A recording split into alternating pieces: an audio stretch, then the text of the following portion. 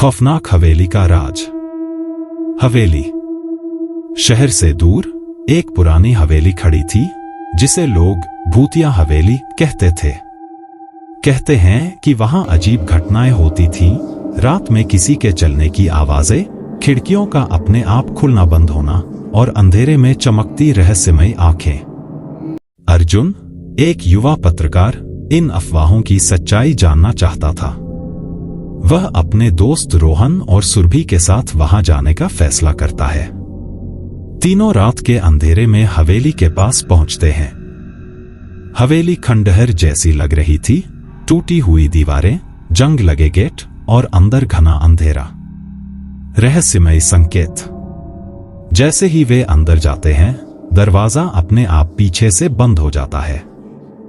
सुरभि डर जाती है, लेकिन अर्जुन उसे समझाता है कि यह बस हवा का झोंका होगा। वे टॉर्च जलाकर अंदर बढ़ते हैं। दीवारों पर अजीब सी चित्रकारी थी, जिनमें किसी राजा, रानी और एक रहस्यमय आदमी की तस्वीरें थी।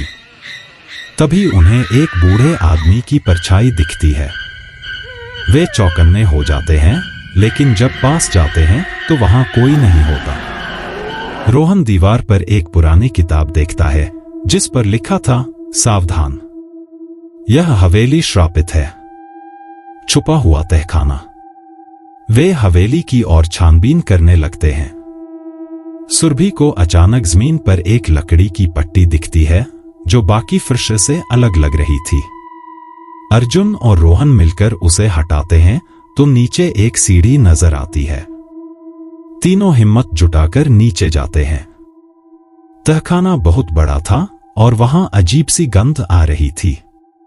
दीवारों पर जलते हुए मशाले थीं, जो शायद किसी ने हाल ही में जलाए थे। इसका मतलब था कि हवेली पूरी तरह वीरान नहीं थी। तभी उन्हें एक बंद दरवाजा दिखता है जिस पर एक ताले के निशान थे, लेकिन ताला गायब था। डायरी। उन्हें पास ही एक पुरानी लकड़ी की अलमारी मिलती है जिसमें एक फटी पुरानी डायरी रखी होती है। जब अर्जुन उसे पढ़ता है तो पता चलता है कि यह किसी राजा विक्रम की लिखी हुई थी। डायरी के मुताबिक सैकड़ों साल पहले इस हवेली में एक राजा और उनकी रानी रहा करते थे, लेकिन राजा के सबसे वफादार मंत्री ने उन्हें धोखा दे दिया था। मंत्री ने काले जादू से राजा और रानी को हमेशा के लिए इस हवेली में कैद कर दिया था। ताकतें। जैसे ही वे डायरी पढ़ते हैं, हवेली में तेज हवा चलने लगती है। दरवाजे खुद ब खुद खुलने बंद होने लगते हैं और कहीं से किसी के हंसने की आवाज आती है। रोहन डरकर कहता है, हमें यहां से निकल जाना चाहिए, लेकिन अर्जुन कहता है, नहीं, हमें इस रहस्य को हल करना होगा। वे तहखाने में आगे बढ़ते हैं और देखते हैं कि वहां जमीन पर कुछ अजीब चिन्ह बने हुए हैं। तभी अचानक दीवार पर टंगी एक पुरानी तस्वीर हिलने लगती है और उसके पीछे से एक गुप्त द्वार खुल जाता है। का सच। वे अंदर जाते हैं तो वहां एक पत्थर की मूर्ति मिलती है जो किसी आदमी की लग रही थी। तभी सुरभि चिल्लाती है, यह कोई मूर्ति नहीं, यह तो इंसान है। डायरी में लिखा था कि राजा विक्रम को मंत्री ने श्राप देकर पत्थर बना दिया था। तभी हवा में एक रहस्यमयी आवाज गूंजती है, जो भी इस हवेली में आएगा वह कभी लौट नहीं पाएगा। पहेली। अर्जुन को डायरी में लिखा एक मंत्र याद आता है जो श्राप को तोड़ सकता था। वह जोर से मंत्र पढ़ता है और अचानक हवेली कांपने लगती है। दीवारों पर दरारें पड़ जाती हैं और पत्थर की मूर्ति धीरे धीरे इंसान में बदलने लगती है। राजा विक्रम जाग जाते हैं और कहते हैं, तुम लोगों ने मुझे मुक्त कर दिया। वर्षों से मैं इस श्राप में फंसा हुआ था।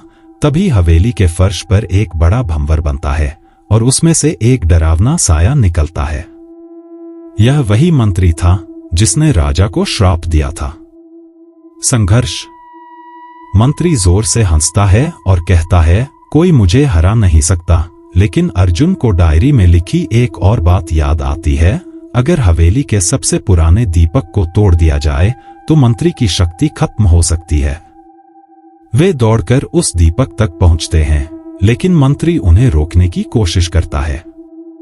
आखिरकार रोहन हिम्मत करके दीपक तोड़ देता है। मंत्री जोर से चिल्लाता है और धुएं में बदलकर गायब हो जाता है। हवेली में हर चीज शांत हो जाती है।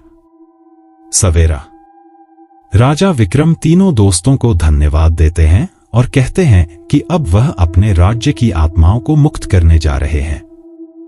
जैसे ही वे बाहर निकलते हैं, पूरी हवेली उजाले से भर जाती है और वह डरावना माहौल खत्म हो जाता है।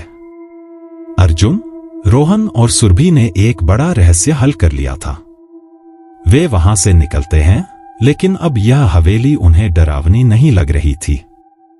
हवेली का श्राप टूट चुका था और इसके साथ ही एक खौफनाक राज हमेशा के लिए दफन हो गया।